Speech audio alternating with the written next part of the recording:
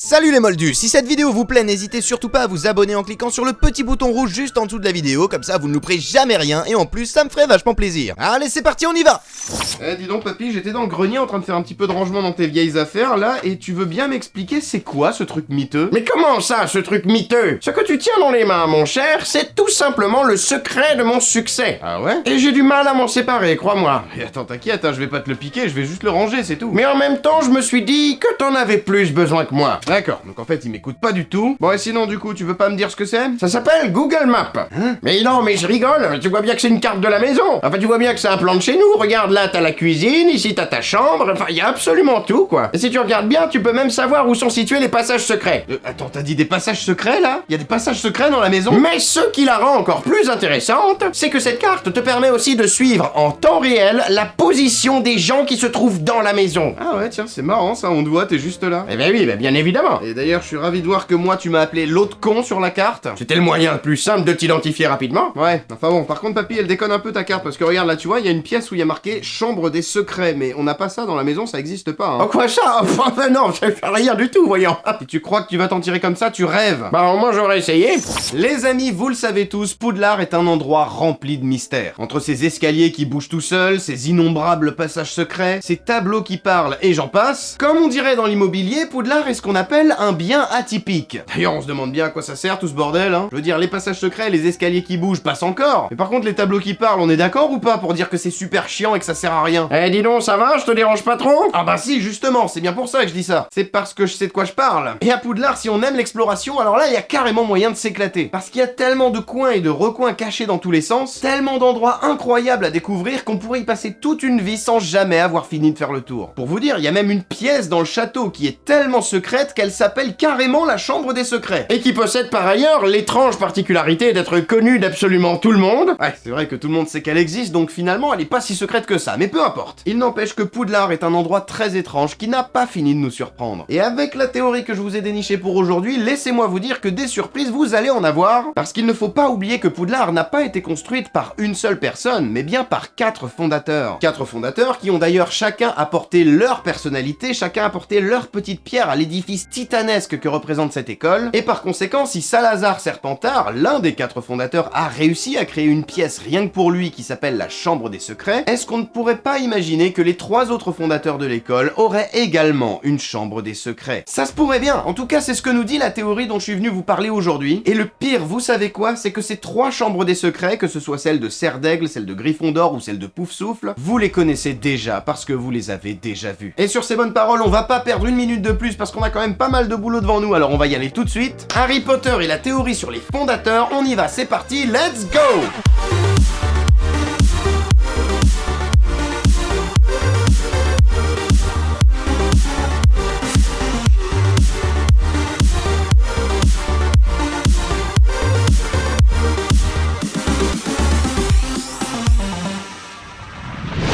Ainsi donc, chacun des 4 fondateurs aurait sa propre chambre des secrets. Et après tout, pourquoi pas? Mais alors dans ce cas, il y a quand même quelques questions auxquelles il va falloir répondre pour appuyer cette théorie, à commencer par, où est-ce qu'elles sont déjà? Et surtout, comment savoir de quelle pièce il s'agit? Et là où ça tombe bien, c'est que pour répondre à ces questions, justement, on a un exemple auquel on va pouvoir se référer et qui va nous servir de modèle, parce qu'il y a une chambre des secrets qu'on connaît très bien, la chambre des secrets de Salazar Serpentard. Alors voyons un petit peu ce qu'on sait sur cette pièce. Déjà, première chose, on sait à quoi elle servait. On sait que Salazar Serpentard y emmenait ses élèves pour leur apprendre des trucs uniquement réservés aux Serpentards, ce qui veut donc dire qu'une chambre des secrets, en principe, c'est une pièce du château qui est censée être uniquement réservée aux élèves d'une seule maison. Donc déjà, premier point, mais ce qu'on sait également, c'est que cette chambre des secrets ne pouvait être découverte que par un de ses héritiers. Et pour cause, pour ouvrir la chambre des secrets de Serpentard, il est indispensable de savoir parler le fourche-langue. Et ça, pour l'instant, on va le mettre de côté, parce que pour l'instant, on va pas en avoir besoin, mais retenez-le quand même, parce qu'on va y revenir tout à l'heure et vous allez voir que la théorie va bien plus loin que tout ce que vous pouvez imaginer. Et pour l'heure, on va déjà essayer de se concentrer sur le premier point. Il y aurait donc dans le château 3 autres pièces qui seraient destinées à accueillir les élèves de chacune des 3 autres maisons. Et chacune de ces pièces n'était censée être accessible qu'aux élèves de la maison en question. Et alors du coup, on va essayer de voir si de telles pièces existent. Et je vous propose de commencer par la maison rivale par excellence de Salazar Serpentard, la maison de Godric Gryffondor, dont la chambre des secrets ne serait nulle autre que le le bureau du professeur Dumbledore. Parce que oui, il y a pas mal de choses étranges autour de cette pièce, à commencer par sa simple existence. Souvenez-vous qu'à l'origine de sa création, Poudlard a été imaginé par 4 sorciers différents. Et par conséquent, ça veut dire qu'au départ, il ne devait pas y avoir un directeur attitré, puisqu'ils étaient 4 fondateurs à diriger l'école ensemble, ce qui veut dire qu'a priori, il n'y avait pas une pièce qui était le bureau du directeur, puisqu'il n'y avait pas un directeur. Mais alors du coup, ça veut dire que cette pièce, au départ, bah c'était quoi? Qu'est-ce que c'était que cette pièce au tout début? Ouais, enfin c'est pas parce que cette pièce n'était pas le bureau du directeur au départ que ça en fait forcément la chambre des secrets de Gryffondor pour autant. Oui, c'est vrai, très juste, mais écoute bien. Déjà, si on regarde la manière dont on y accède, il faut prononcer un mot de passe devant une statue. En forme de griffon dans les films d'ailleurs, même si ça je vais pas y accorder trop de crédit parce que dans les bouquins c'est différent, on nous parle plutôt d'une gargouille. Mais par contre, que ce soit dans le film ou dans le livre, le processus reste le même, il faut prononcer un mot de passe devant une statue. Or, il se trouve que cette manière d'entrer dans une pièce est très similaire à la manière dont on entre dans une autre pièce du château, la salle commune de la maison Gryffondor, puisque dans les deux cas, il faut prononcer un mot de passe devant une œuvre d'art. Deuxièmement, une fois qu'on a prononcé le mot de passe, un escalier en colimaçon apparaît soudainement devant vous, ce qui fait, soit dit en passant, encore une fois fortement penser aux escaliers en colimaçon de la salle commune de Gryffondor, qui permettent aux élèves de Gryffondor d'accéder à leur dortoir, et en haut de cet escalier en colimaçon qui mène au bureau du professeur Dumbledore, il y a une porte qui nous est décrite comme ceci dans Harry Potter et la Chambre des Secrets quand Harry s'y rend pour la première fois, une porte en chêne au reflet chatoyant avec un heurtoir de cuivre en forme de griffon. La porte du bureau de Dumbledore est littéralement ornée de l'emblème de la maison Gryffondor. C'est pas l'emblème de Poudlard qu'il y a dessus, c'est l'emblème de la maison Gryffondor. Donc on a une pièce qui s'ouvre avec un mot de passe comme la salle commune de Gryffondor, un escalier du même type que ceux qui se trouvent dans la salle commune des Gryffondor, et quand on arrive en haut sur la porte, il y a l'emblème de la maison Gryffondor. Vous pouvez dire ce que vous voulez, vous m'empêcherez pas de penser que ça ressemble quand même vachement à une chambre des secrets. Je peux même aller encore plus loin en précisant que la porte nous est décrite comme étant une porte en chêne, et il se trouve que les baguettes magiques fabriquées à partir de bois de chêne sont, d'après J.K. Rowling elle-même, les baguettes qui obéissent le mieux aux personnes courageuses, loyales et fortes. 3 valeurs qui sont également celles d'une maison en particulier, mais laquelle Ah oui, c'est vrai, Gryffondor encore. Encore et toujours la maison Gryffondor. Alors c'est sûr que pris séparément, tout ça n'a l'air d'être que des détails finalement, mais le fait est que quand on les met tous comme ça côte à côte, bout à bout, là, ça fait quand même beaucoup de détails. Donc la chambre des secrets de Gryffondor, ce serait le bureau de Dumbledore, maintenant passons à Serre d'Aigle. Et c'est là que ça va commencer à être vraiment intéressant. Parce que si pour Gryffondor, il y avait quand même des indices assez marqués qu'on voyait vraiment bien, pour les deux autres, il va falloir chercher un petit peu plus. Parce que vous allez voir que c'est beaucoup moins évident, même si on peut quand même trouver, et d'après la théorie, la chambre des secrets de Rowena Serre d'Aigle serait tout simplement la salle sur demande. Et pour comprendre pourquoi la salle sur demande, il faut bien avoir en tête les valeurs que défendait Rowena Serre d'Aigle, puisque Serre d'Aigle, c'est avant tout la maison des élèves studieux, donc capables d'une grande concentration, de la sagesse et de la créativité. Or, il se trouve que de la créativité et de la concentration, c'est précisément ce qu'il faut pour entrer dans la salle sur demande. Parce qu'il y a un mode opératoire pour entrer. Ce qu'il faut faire pour faire apparaître la porte, c'est passer 3 fois devant l'endroit où est censé être la porte, en ayant l'esprit focalisé avec la plus grande précision possible sur la chose qu'on veut trouver à l'intérieur. Et c'est une pièce qui est d'ailleurs particulièrement difficile à trouver, parce qu'à part savoir qu'elle existe, il y a littéralement aucun indice pour vous aider. Tout ce qu'on sait quand l'armée de Dumbledore finit par la trouver, c'est qu'il y a une tapisserie très étrange accrochée juste en face, représentant un sorcier qui essaye d'apprendre la danse classique à des trolls. Qu'est-ce que c'est que ce délire? Et je sais pas ce que vous en pensez, mais moi personnellement j'ai ma petite théorie là-dessus, mais je me dis que cette tapisserie elle est tellement bizarre que ça peut pas être là pour rien, c'est forcément pour une bonne raison. Et selon moi, si cette tapisserie est là, c'est précisément pour déconcentrer les élèves qui passeraient par là, pour qu'ils ne puissent pas ouvrir sans faire exprès la salle sur demande. Parce que finalement, quand on y réfléchit bien, cette tapisserie, si elle était pas là, bah finalement ce serait pas compliqué de l'ouvrir un peu par hasard. Alors que s'il y a cette tapisserie, réfléchissez 2 secondes à l'état dans lequel vous êtes forcément en mode mais qu'est-ce que c'est que ce truc? Pourquoi est-ce qu'il essaye d'apprendre la danse à des trolls?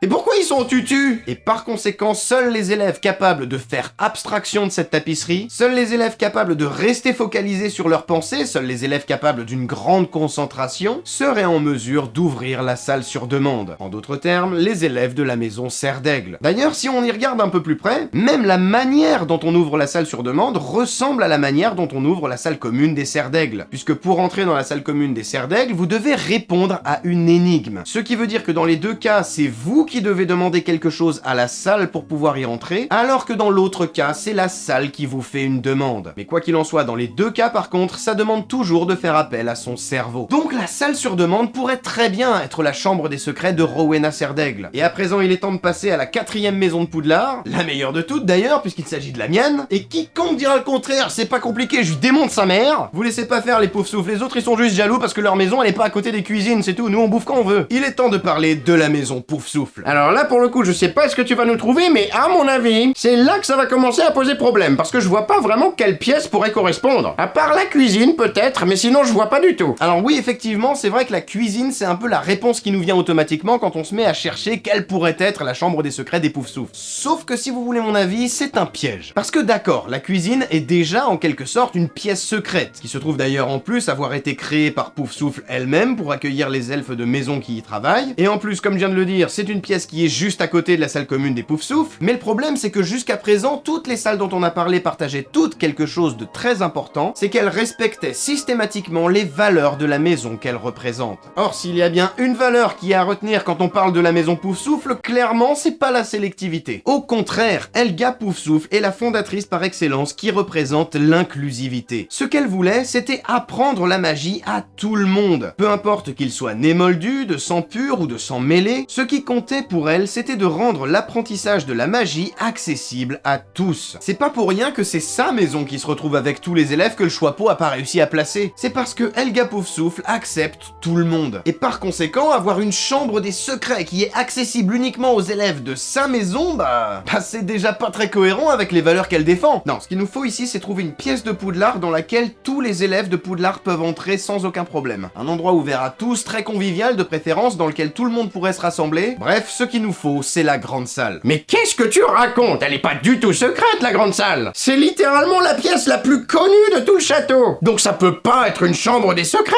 Ouais, mais réfléchis 5 minutes, papy, justement, et si c'était ça le secret? Parce qu'au final, est-ce que tu te serais douté ne serait-ce qu'une seule seconde que la grande salle puisse être une chambre des secrets? Ah bah non, certainement pas, non. Donc c'est bien la preuve que c'est réussi. Surtout qu'en plus, la grande salle se trouve juste au-dessus des cuisines, et plus encore, la grande salle est même en réalité une copie conforme des cuisines au niveau de l'agencement des tables. Et je vous rappelle que c'est Helga Pouf Souffle elle-même qui a conçu la cuisine. Donc mon petit doigt me dit, après tout ce qu'on vient de dire, que c'est probablement elle aussi qui a conçu la grande salle. Ah d'accord, mais sinon avec ton histoire de fourche-langue là dont tu parlais au début, tu voulais en venir où? Justement, j'y viens. Au début de la vidéo, je vous ai dit que pour ouvrir la chambre des secrets de Serpentard, il fallait déjà d'une part être l'un de ses héritiers, mais aussi lui demander de s'ouvrir en fourche-langue. Et là où ça devient intéressant, c'est que tout ça n'est pas sans nous rappeler le médaillon de Salazar Serpentard, qui s'ouvre lui aussi quand on lui demande de s'ouvrir en fourche-langue, et qui est lui aussi destiné à être transmis à ses héritiers puisqu'il s'agit d'un héritage familial. Et d'ailleurs, ce médaillon partage aussi un autre point commun avec la chambre des secrets, c'est qu'on peut y cacher quelque chose à l'intérieur. Or, je vous rappelle que la chambre des secrets, elle aussi sert à cacher quelque chose à l'intérieur, puisqu'elle abrite le basilic. Ah, bah la nôtre aussi, tiens d'ailleurs, si tu veux tout savoir. Quoi? Quoi? J'ai rien dit. Continue, vas-y, c'est très intéressant ce que tu dis. Et moi, quand j'ai vu ça, je me suis tout de suite dit, mais du coup, est-ce qu'il y aurait pas un rapport entre les chambres des secrets des fondateurs et les reliques que chacun d'entre eux avait? Et devinez quoi? Il y en a un, puisque l'épée de Gryffondor est stockée dans le bureau de Dumbledore, elle y revient même systématiquement quand aucun Gryffondor n'a besoin d'elle, le diadème de Rowena Serre d'Aigle est caché dans la salle sur demande, et quant à la coupe de Pouf Souffle, il s'agit d'un verre dans lequel on boit. Et donc, à votre avis, où est-ce que Helga Pouf Souffle avait l'habitude d'utiliser ce verre? Oui, dans la grande salle, l'endroit où elle était censée manger. Et c'est ouf, parce que encore une fois, ça colle avec tout ce qu'on disait. Mais attends une minute, parce que si tous les objets des fondateurs sont utilisés ou stockés dans leur chambre des secrets, comme tu dis, eh bien dans ce cas, comment ça se fait que celui de Salazar Serpentard n'y soit pas? Parce que le médaillon de Serpentard, il me semble bien que c'est les Gaunt qui l'ont. Et donc finalement, il est même pas dans le château de Poudlard. Eh oui, je sais. Et c'est justement pour ça que la théorie dont je vous parle est vraiment méga intéressante. Parce qu'il faut pas non plus oublier que Salazar, c'est aussi celui qui a décidé de quitter l'école après être entré en conflit avec les 3 autres. Et donc ce que ça nous raconte, c'est qu'il aurait très bien pu emporter son médaillon avec lui pour le confier à ses descendants. Mais pourquoi faire? Juste pour avoir un bijou de famille à filer à ses gamins? Non papy, pas juste pour avoir un bijou de famille à transmettre, mais pour expliquer à ses descendants le plus discrètement possible comment ouvrir la chambre des secrets et leur dire ce qu'il a caché à l'intérieur. Alors là, je suis complètement largué, je comprends plus rien. Vous en faites pas, je vous explique. Est-ce que vous n'avez jamais trouvé ça bizarre, comme on l'a dit tout à l'heure, que tout le monde sache qu'il existe une chambre des secrets, mais qu'absolument personne ne sache où elle est? Et d'ailleurs, est-ce que vous n'avez jamais non plus trouvé ça bizarre que tout le monde sache qu'il y a un monstre à l'intérieur de la chambre des secrets, mais que personne n'ait la moindre idée de quel monstre il s'agit? Non, parce qu'on parle quand même de Salazar Serpentard, hein, je veux dire, normalement, si on n'est pas trop débile, il y a quand même un monstre qui devrait nous venir un petit peu automatiquement en tête. Mais là, en l'occurrence, personne n'a la moindre idée de ce que c'est. Même Mimi Géniarde, qui a vu le monstre et qui passe littéralement sa vie, enfin, sa mort en l'occurrence, dans les toilettes, juste devant l'entrée de la chambre des secrets, et qui s'amuse depuis plusieurs décennies à explorer les tuyaux, n'a jamais réussi à la trouver et ne sait pas non plus que le monstre est un basilic. J'espère quand même que vous serez d'accord avec moi quand je vais dire qu'il y a quelque chose qui déconne là. Vous trouvez pas que c'est juste énorme? Comment ça se fait? Et la réponse à cette question, je vous l'ai dit juste avant, c'est parce que toutes ces informations ont été cachées par Salazar Serpentard à l'intérieur de son médaillon. Mais alors comment, me direz-vous, et pourquoi ça explique que personne n'est au courant? Mais mes petits amis, vous vous doutez bien que j'aborderais pas le sujet si j'avais pas une réponse. Il y a un sortilège qui permet de faire ça. Et ce sortilège, il s'appelle le sort de Fidelitas, qui permet justement de rendre une information totalement inaccessible, un lieu complètement introuvable et même complètement impossible à voir quand bien même on l'aurait juste en face de nous, en tout cas tant que personne ne nous a révélé le secret. Et c'est pour ça que même Dumbledore lui-même n'était pas en mesure de savoir quoi que ce soit à propos de la chambre. C'est parce que Serpentard aurait caché cette information dans son médaillon, pour que personne ne sache où est sa chambre des secrets et ce qu'elle renferme, à part ses héritiers. Jusqu'à ce que le médaillon arrive entre les mains des Gaunts, qui ne sont nul autre que les descendants directs de Salazar Serpentard, et on sait d'ailleurs que Voldemort, peu avant d'ouvrir la chambre des secrets pour la première fois, s'est justement rendu chez les Gaunts dans le but de les éliminer et de leur voler la bague. Ce qui pourrait expliquer comment il a su où est la chambre et ce qu'elle contient, parce qu'en allant chez les Gaunts, il a eu accès au médaillon de Serpentard. Et aussi parce que bon, vous vous doutez bien que si c'était possible de la découvrir par hasard comme on essaye de nous le faire croire, bon bah vous vous doutez bien que Dumbledore, ça fait belle lurette qu'il l'aurait trouvé la chambre des secrets. Surtout que comme nous l'a dit McGonagall, l'école a été fouillée de fond en comble pendant des années sans jamais qu'ils aient réussi à trouver quoi que ce soit. Donc Tom Jedusor qui trouve par hasard la chambre des secrets, j'y crois moyen, ouais. Et attendez, parce que c'est pas fini, parce qu'il y a un autre truc que j'adore avec cette théorie, c'est que ça permet carrément d'expliquer comment Harry a pu la trouver à seulement l'âge de 12 ans, alors que comme on l'a dit, tous les professeurs de Poudlard qui ont fouillé l'école pendant des années n'ont pas réussi à mettre la main dessus. C'est tout simplement parce qu'une part de Voldemort vit à l'intérieur de Harry, et donc par conséquent, si Voldemort faisait partie des gens qui connaissent le secret, si Voldemort faisait partie du sortilège de Fidelitas, eh bien Harry, étant un de ces Horcruxes, faisait lui aussi partie du sortilège. Mais fait accompli, voilà la théorie sur les fondateurs de Poudlard. Et je sais pas ce que vous en pensez, mais moi personnellement, c'est une de mes théories préférées, je la trouve incroyable. Et voilà les amis, c'est la fin de cette vidéo, j'espère qu'elle vous a plu. Si c'est le cas, comme d'habitude, je vous invite bien évidemment à vous abonner, à regarder les 2 autres vidéos que je vous afficherai juste ici. Dites-moi dans les commentaires ce que vous avez pensé de cette théorie, si elle vous a plu ou pas, est-ce que vous y croyez ou alors pas du tout. Je vous laisse me donner votre avis dans la section commentaires, c'est là pour ça, alors faites-vous plaisir. Et sur ces bonnes paroles, comme d'habitude, vous le savez, moi je vous dis à la prochaine, et en attendant, je vous fais tout plein de gros bisous. À la prochaine, c'était Xio, ciao. Ouais. Bon bah ok, c'est ça. Bah c'est pas mal papy, mais c'est pas très original quand même, hein. T'aurais pu faire un effort. Enfin, en tout cas, je suis rassuré, y a pas de basilic ici, je pense.